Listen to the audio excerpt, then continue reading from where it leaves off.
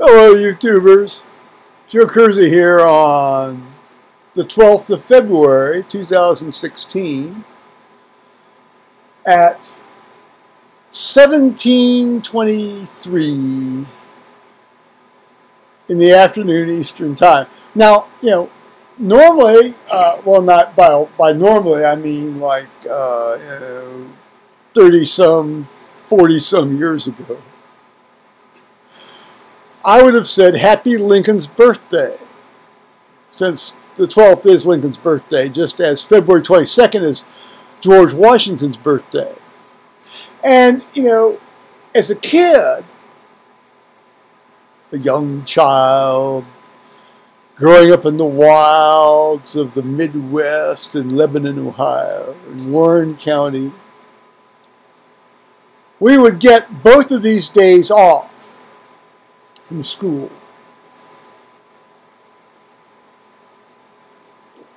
Now they've been lumped into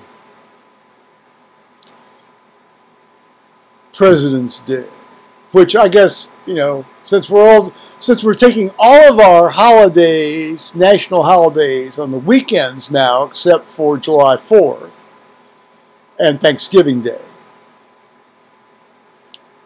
occurs on the 15th of February, the Ides of February.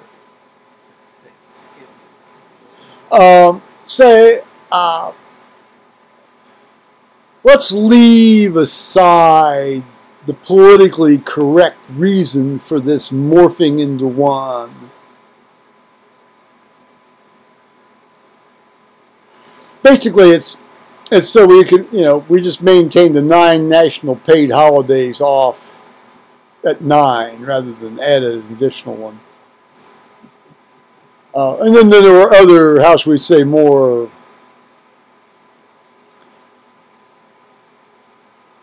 contentious reasons that were worked out when this all happened back in, how should we say, I think it was the mid-70s. What a crock of shit. What a crock of shit. Leaving that aside, I will say the U.S. does have all of its national holidays kind of compressed into this, end of year, beginning of year cycle. It doesn't space them out evenly like the UK does their bank holidays, or what, they sort of space these boys out. I'll tell you, that's one thing you don't want to do, is arrive in the United Kingdom on an airplane on a bank holiday. You don't want to do that at all. That's a travel trip. That's a travel tip from Joe on that one. Fortunately, I've avoided doing that, even unwittingly. But that's why I always try to arrive over in the United Kingdom on a Tuesday or a Wednesday.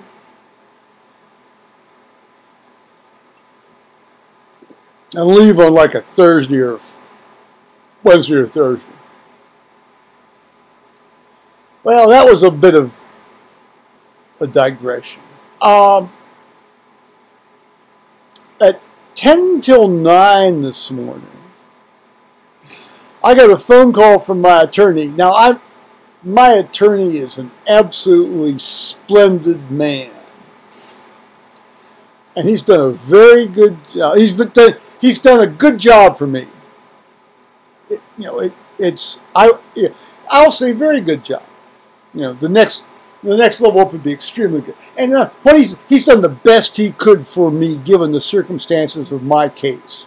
That's all any attorney can do. I have no gripes about this man whatsoever. I would recommend him highly to anybody.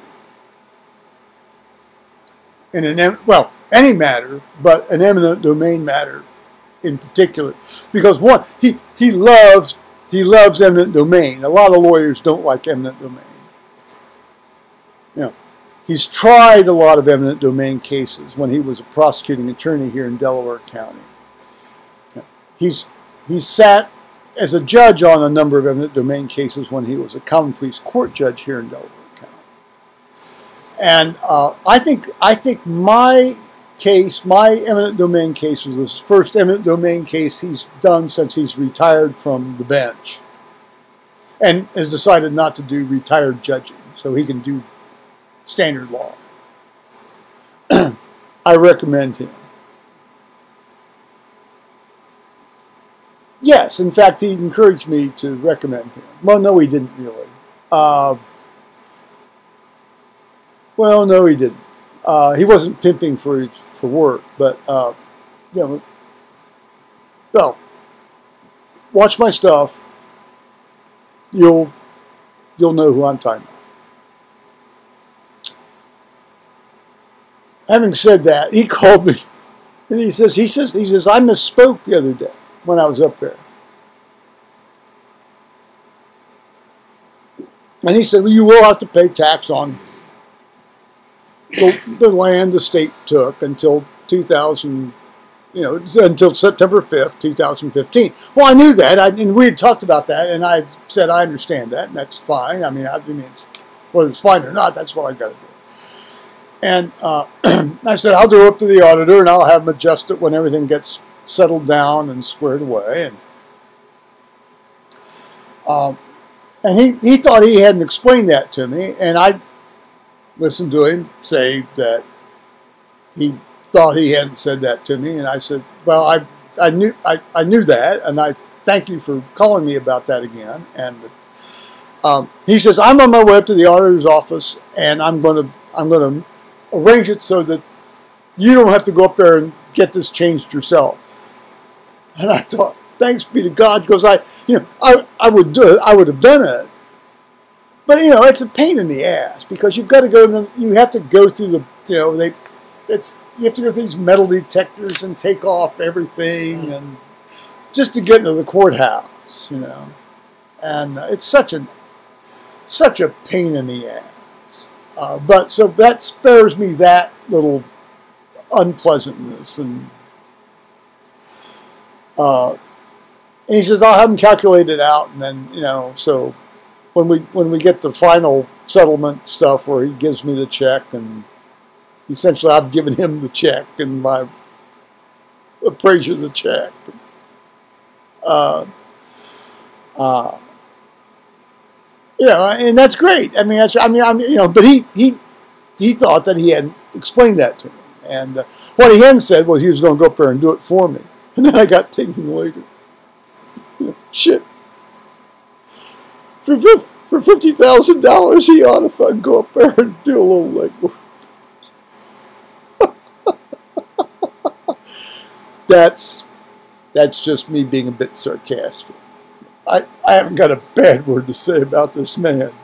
Period. I will say, if you're looking for an attorney that you want to be able to have a free conversation with during your meetings,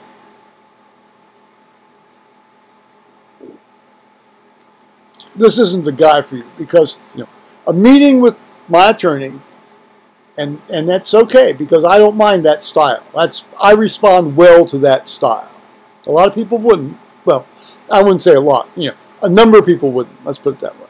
Just like I wouldn't respond well as some touchy-feely, emoting sort of an attorney. I don't respond well to people that call me by my first name in formal business. It's always Mr. Kersey, Judge Whitten. You always, once a judge, always a judge. You always call him a judge. And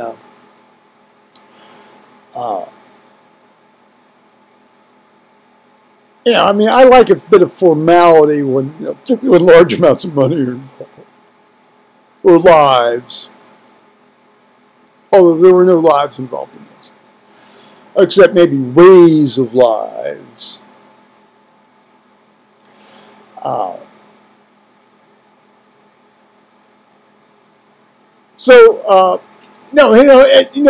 When you go into his office for a meeting, you're going to sit down, you're going to listen, and you're going to listen for about 20, 25 minutes. And if you don't look at him while he's talking to you, I mean, look right in the eye. It's the old, and I love this because I was raised this way. I was always told when somebody's talking to you, you look them right in the eye. In a lot of cultures nowadays, particularly east of, say, the 80th or 90th parallel in the Eastern Hemisphere, and actually maybe in some cities on the East and West Coast, if you look somebody in the eye, that's taken as a threat. Where I grew up, that was taken as a sign of respect. When somebody speaks, you look them in the eye, that's a sign of respect, and you're listening to them. And you're taking in what they have to say. And in an educational setting, both my folks taught school, and they said, always look the instructor in the eye at all times while they're speaking, or any other person speaking in that context. The idea that you sort of do one of these sort of, let alone the thing on your phone, that's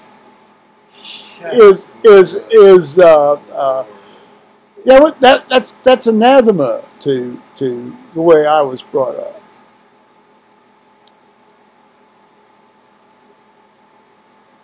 In any case, I was always listening intently to what he had to say. And then, after about 20 minutes or so, there would be a pause, and then you could ask a question or interject a remark or bring up something else that you hadn't brought up before. And that's how these meetings proceeded. And it would really drive a lot of people, I think particularly people younger than me. And by that I mean probably in their, late 30s down, younger. And that's okay. There's a lot of generational style involved in this. Up the wall. But it worked very well with me. And it took me a couple of meetings to cotton on to that. And that's fine. That's fine.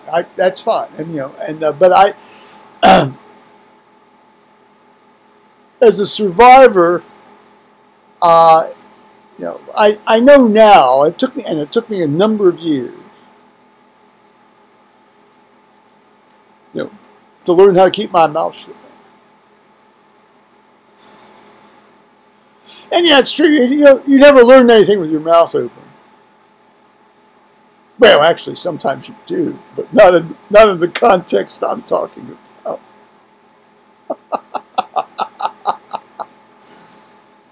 Yeah, some of the stuff you learn with your mouth open in the other contexts are really fun.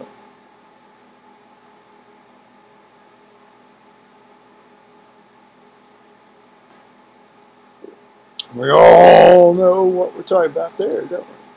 Well, hopefully we all know. Maybe some have yet to find out.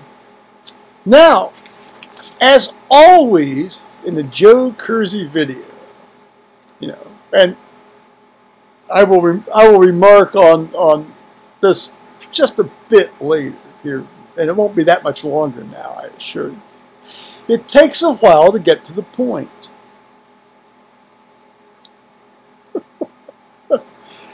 I have had the good fortune to get 4 new subscribers. Well, you can see them listed there. All of these letters are lowercase except for, nightmares at the bottom. It's capital N, capital M, and there's a space between the T and the M in nightmares. There's a space between M and the S in Ski Man South. A space between the A and the C in Viva Citas, And then JFL 87971, you know, the JFL is lowercase and the numbers are the numbers. And that tells you when they subscribed to me. And I was unable to leave a thank you to JFL 8797, Viva Cetus, and Scheme himself, because I think YouTube has somehow changed their, you know, reply or message structure such that I couldn't say thank you for subscribing. And now the top three don't have their own, they don't have any material on their own stuff. Now Nightmares, you know, capital N, Night, capital Mares, you know, space, capital Mares. You know, he's got a very interesting channel, and I would urge people to go look at that. And that was just this morning I discovered his subscription. Now, he left me a very well-intentioned critique of my stuff, and it closely parallels what a number of other people, not a number, maybe three or four other people have said over the last 3.5 years. Well, 3 years and 2.5 months. And like I said, we like your stuff. We love the way you tell stories. You know, could you cut them down to somewhere around 6 minutes or so? And some guys will say put in music, and other guys say that, you know, don't say anything about music, but they just say, you know, cut it down and make it short and all that kind of stuff. Well, this gets into the generalized attention span, which is getting shorter. Now, even when my mother and my dad were teaching, my mother taught first grade, my dad taught, well, he taught vocational agriculture, but after they eliminated that, he taught 9th grade general science to the non-college prep track people. So the average attention span of a student is about 7 minutes. That's why commercials are spaced every 7 minutes in television shows. If you've ever noticed that, I predict the commercials are going to get a lot closer together, because I think the average attention span is getting down to about 5 minutes. Might even be getting shorter, but let's just say about 5 minutes. So I've already lost a lot of people on this one. Which I actually, with all good, you know, all in good faith, I actually intended to make about 8 minutes long. I digress. Anyway, no, Nightmares, whose stuff is really fun and off the wall. I mean, you know, look at this guy's stuff. He had this thing today with a banana with a condom on it, and a pillow with one of those Japanese cartoony. Yeah, watch it. He said, you know, add music, cut your time down. He says he likes the content, and that's great, and I appreciate those remarks. And I left him an extended reply about that. And I said, you know, he was not saying this in a mean-spirited way at all. He was being very constructive. He's not the first person who suggested this stuff. That's not me. One, I'm a shitty editor.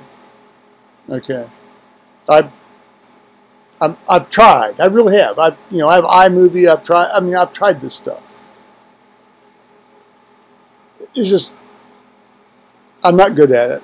It's not my skill. What I am good at is sitting and telling stories.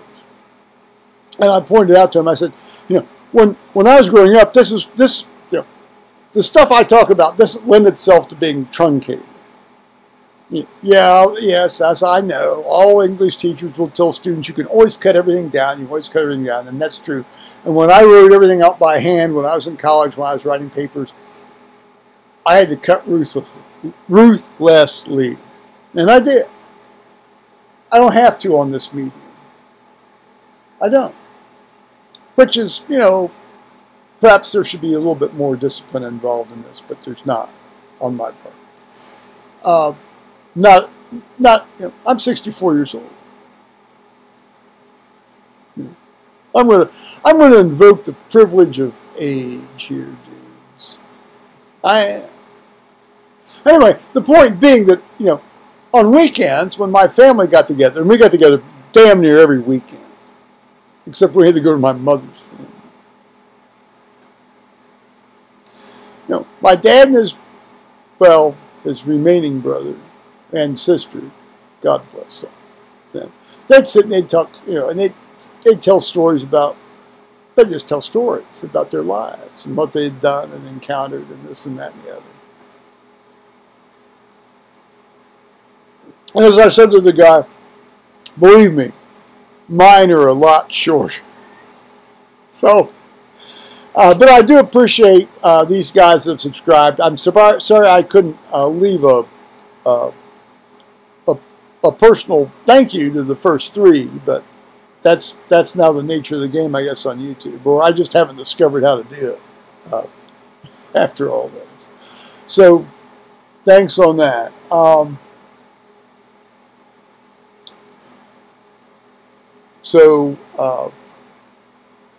There we are. See, I always get around to the point. You just have to wait for it.